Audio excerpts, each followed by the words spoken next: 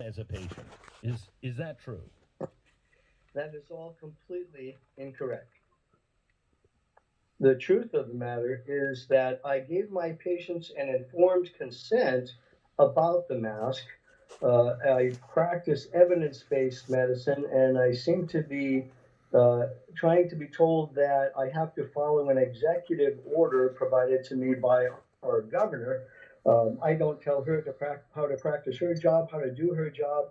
I feel that I need to treat my patients according to the real evidence of medicine. I never once have fired a patient ever for any reason other than being extremely rude or disruptive, obnoxious to my staff. Secondly, I have always allowed patients to wear masks with no problems. I don't harass them. I simply give them an informed consent and I say, make your best decision on that. And if they choose to wear a mask, then I allow them to do that. They lied about me having no sanitizer. The sanitizer is in the front, just behind, at the window, because there was concern about people stealing it initially. We have sanitizers. We sanitize each room before and after every patient is evaluated. And we also have seen every COVID suspect patient at the end of the day isolated completely from all my other patients. But the Oregon Medical Board never asked me about any of my protocol. They just stated I am not using a protocol, and that is just simply not true. So, or is it both?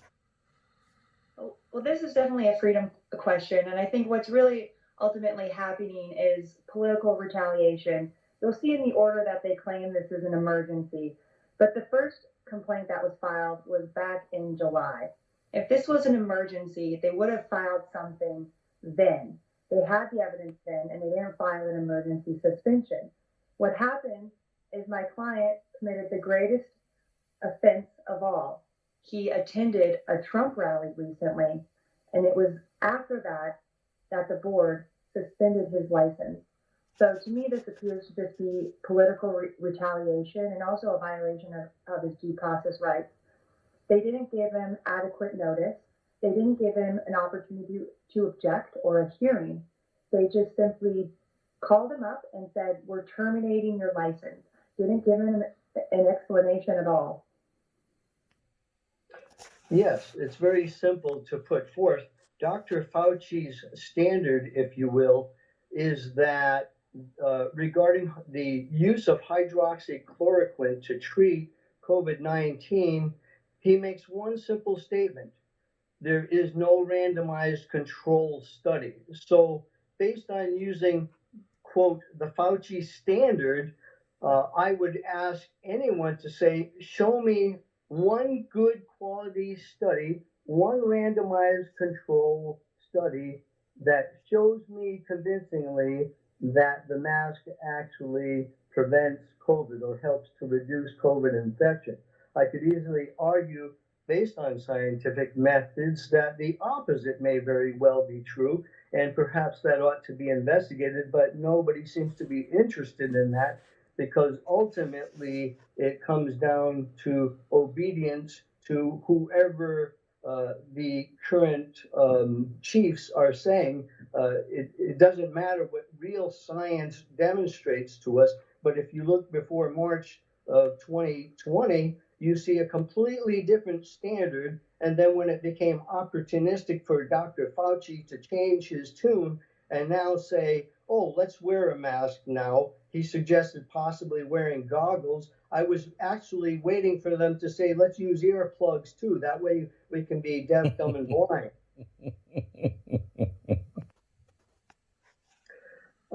They are coming after the doctors. The key issue that the media, or excuse me, that the population is confused about is that of the question of early treatment versus no treatment. If you are an independent physician, such as the COVID 19 task force or the frontline doctors with which group I affiliate, we argue that there is a very effective early treatment that can keep everybody out of the hospital. I have done that, but if I am an institutional physician or a hired hand, then I must absolutely say there is no treatment. And in fact, the Oregon Medical Board declared that point blank, there is no effective early treatment at this time. And that is frankly a lie. I have only treated about 100 COVID patients from start to finish, but the fact remains that every single patient that I treated, the very next day when I would call them and ask them, how are you doing? They said, wow, thank you, doc. I'm feeling so much better already. And every one of them, by about 1 week's time, are chomping at the bit saying, I need to get back to work. I feel great. Thank you very much. So I have an extremely effective early treatment protocol. I have had 0 failures. And by the way, it is a true statement. I and my staff have never worn a mask throughout the entire pandemic season, but I also have had absolutely 0 problems with infectivity. So if you look at the evidence, I would ask the board, show me where I am a danger to society and to my patients and to the spread of coronavirus, because the facts show exactly the opposite. And frankly, I would never do anything to harm my patients. They are my family. So, Glenn, you're forcing me to speak the real issue. The crux of the matter is, yes, just as you say, this is at its core not completely about a virus, but it is a very political issue. They are controlling me. They are trying to shut me down because I have a difference of opinion about the mask. And frankly, as I stated even at that rally, the mask is, in my opinion, a symbol of submission to a rogue government faction. That's what is at the core of this. It has nothing to do about protecting a population from a virus, because the truth is, according to all of our scientific evidence, there is no data to show that it does that very thing. In fact, their big argument is respiratory dropules. Now, if you think about people wearing a mask, fidgeting with the mask all day long, they are spitting, if you will, into the mask all day and then rubbing it in their face, fidgeting. The Oregon Medical Board says that the primary source of contamination is touching the face. Well, everybody that wears the mask is touching their face all day long. And by the end of the day, what they're wearing is a facial diaper completely contaminated, not just with virus potentially, but with all kinds of bacteria that get rubbed on the skin. And then you have pathology caused directly by the mask and possibly increasing the risk of infection. But they don't want the public to know that. Well, I believe I started a war that I have to fight and that I must win. I am getting all kinds of support from physicians across the country, from people who are saying, I absolutely cannot wear a mask.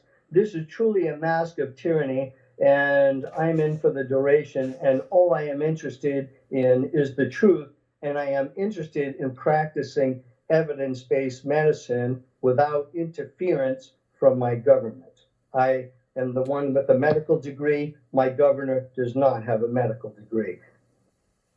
tell you about our sponsor this half hour. It's Honey. It's